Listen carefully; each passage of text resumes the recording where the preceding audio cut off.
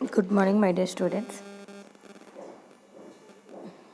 ఈ ప్రాబ్లంకి schedule of changes in working capital and funds flow statement ఈ రెండు కూడా ప్రిపేర్ చేయాలి. మీరు అబ్జర్వ్ చేస్తే ఇందులో మనకి అడిషనల్ ఇన్ఫర్మేషన్ కొంచెం ఎక్కువగా ఇవ్వడం జరిగింది. వన్ బై వన్ ఒక్కొక్క పాయింట్ మనం డిస్కస్ చేసుకుందాం. పైన మీకు అసెట్స్, లయబిలిటీస్ అండ్ క్యాపిటల్ రెండు ఇచ్చారు.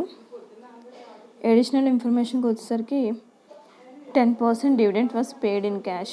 10% డివిడెంట్ని పే చేయడం జరిగిందని చెప్తున్నారు. అలాగే new machinery for 30,000 rupees was purchased but old machinery costing 12,000 was sold for 4,000. కొత్తగా ఒక మిషనరీ కొన్నారు, దాని value 30,000 and old machinery 12,000 value చేసేటువంటి ఓల్డ్ మిషనరీని 4,000కి సోల్డ్ చేయడం జరిగింది. దాని మీద అక్యుములేటెడ్ డిప్రిసియేషన్ వచ్చి 6,000 డిప్రిసియేషన్ 4,000కి సోల్డ్ చేసాము. 10,000 పోను ఇంకా 2,000 అంటే దాని టోటల్ కాస్ట్ 12,000లో ఇంకా 2,000 రిమైనింగ్ ఉంచుంటే అది loss on sale of machinery అవుతుంది. నెక్స్ట్ పాయింట్ ఏంటంటే 20,000 రూపీస్ ఏంటంటే 8% debentures were redeemed by purchase from open market 96 rupees at the rate of 96 for a debentures of rupees 100. మనం డిబెంచర్స్ రిడమ్షన్ చేయడం జరిగింది. 100 rupees value చేసేటువంటి డిబెంచర్స్ని 96కి మనం రిడమ్షన్ చేయడం జరిగింది ఓపెన్ మార్కెట్లో. Next 36,000 investments were sold at book value. Investments 36,000 value చేసేవి మనం సోల్డ్ చేసాము. దాని బుక్ వాల్యూ కూడా 36,000. ఇది మనకి ఇచ్చినటువంటి additional information. Schedule of changes in working capital observe చేయండి. ప్రాబ్లం పెద్దగా ఉంది కాబట్టి పోర్ట్రేట్లో ఎక్స్ప్లెయిన్ చేస్తున్నాను, సో జాగ్రత్తగా చూసుకోండి. దీని పీడిఎఫ్ కూడా మీకు సెండ్ చేస్తాను. Schedule of changes in working capital. First current assets ఏమేమి ఉన్నాయో చూడండి. Cash at bank 90,000 2007 స్టార్టింగ్లోను 2007 ending. మీకు ఒకే ఇయర్కి సంబంధించిన ఇచ్చారని అనుకుంటారు, పొరపాటుగా చూసుకోండి. ఇది 2007 opening balances, next 2007 ending balances. అవి there is no difference. So next sundry debtors 67,000 opening balance, 43,000 closing balance.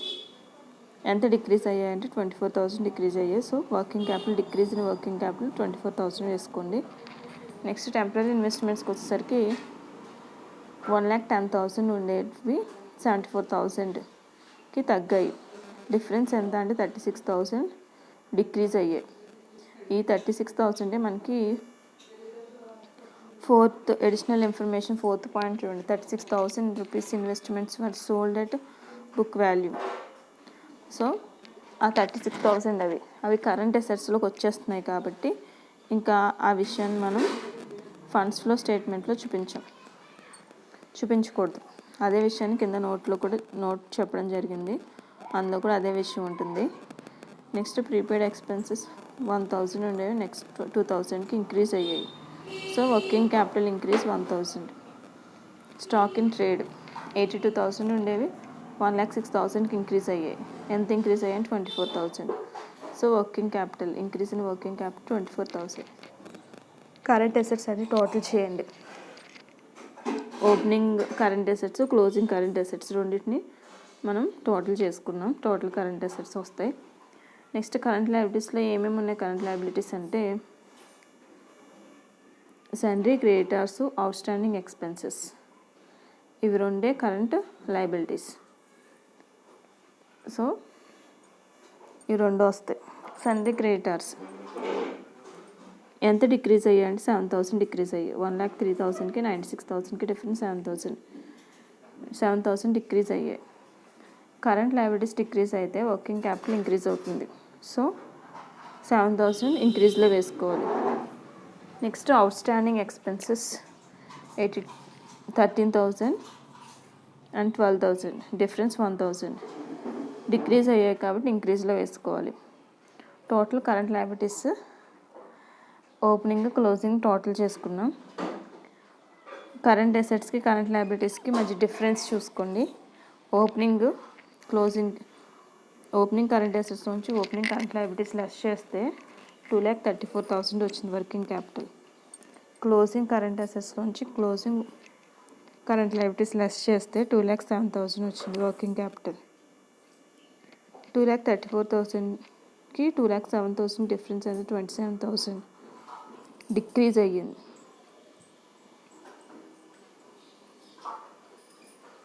So net decrease in working capital 27,000 totals వేసేసుకున్నాం. ఆ 27,000 ఇక్కడ ఇటు సైడ్ తొక్కుంటే అటు సైడ్ వేసుకుని టోటల్స్ చేయాలి. Next statement of sources and applications of funds prepare చేయడానికంటే ముందు మనం కొన్ని వర్కింగ్ నోట్స్లు చేసుకోవాలి. ఈ కింద మీకు ఒక నోట్ ఇవ్వడం జరిగింది చూడండి. As investments are given to the temporary investments they are taken as current assets and hence sale of investments for ₹36,000 is not a source of funds. 36,000ని మనం కరెంట్ అసెట్స్గా ట్రీట్ చేయడం జరిగింది కాబట్టి దాన్ని మనం సోర్స్ ఆఫ్ ఫండ్స్లో తీసుకోకూడదు. ఇది సోర్స్ ఆఫ్ ఫండ్స్లోకి రాదు. కరెంట్ అసెట్స్లోకి వచ్చినవి సోర్స్ ఆఫ్ ఫండ్స్లోకి రావు. మనం ఇన్వెస్ట్మెంట్స్ వాడు చెప్పాడు టెంపరరీ అని చెప్పి. సో టెంపరరీ ఇన్వెస్ట్మెంట్స్ అంటే కరెంట్ అసెట్స్. సో కరెంట్ అసెట్స్లో మనం ఆల్రెడీ 36,000 తీసేసుకున్నాం కాబట్టి ఇంకా ఇది సోర్స్ ఆఫ్ ఫండ్స్లోకి రాదు. నెక్స్ట్ 1 by 1 అకౌంట్స్ చూడండి. First machinery account. Machinery account opening balance closing balance. మనకి ఇచ్చినటువంటి ప్రాబ్లంలో మిషనరీకి ఓపెనింగ్ బ్యాలెన్స్ ఎంత 52,000, క్లోజింగ్ బ్యాలెన్స్ 70,000. చూడండి 52,000 ఓపెనింగ్ బ్యాలెన్స్, క్లోజింగ్ బ్యాలెన్స్ 70,000 వేసేసుకుని మనకి ఒక ఎడిషనల్ ఇన్ఫర్మేషన్లో ఇచ్చినటువంటి పాయింట్ అబ్జర్వ్ చేయండి. ఇందాక ఎడిషనల్ ఇన్ఫర్మేషన్ చెప్పినప్పుడు కూడా పాయింట్ ఎక్స్ప్లెయిన్ చేశాను, మళ్ళీ ఎక్స్ప్లెయిన్ చేస్తాను, ఒకసారి చూడండి. Second point, new machinery for ₹30,000 was purchased అంటే కొనుగోలు చేసాం. న్యూ మిషనరీ 30,000 కొనుగోలు చేసామంటే మిషనరీ అకౌంట్లో డెబిట్ చేస్తాం. ఓల్డ్ మిషనరీ కాస్టింగ్ ₹12,000 వాల్యూ చేసే ఓల్డ్ మిషనరీని 4,000కి సోల్డ్ చేసాం. సో మిషనరీ అకౌంట్లో క్రెడిట్ సైడ్ క్రెడిట్ చేస్తున్నాయి 4,000ని. దాని మీద డిప్రిసియేషన్ ఎంత 6,000, అది కూడా ఏం చేయాలి, క్రెడిట్ చేయాలి.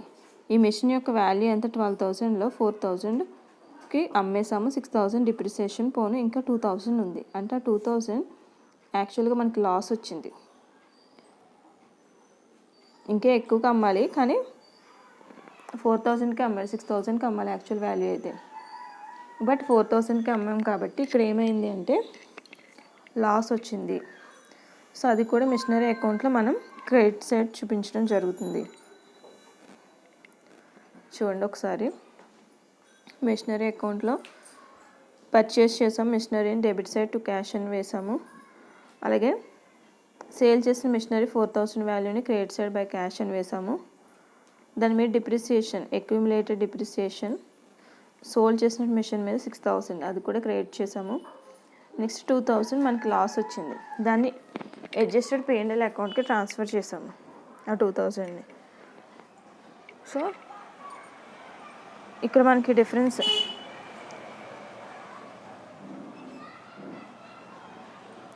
టోటల్ చేసేస్తే 82,000.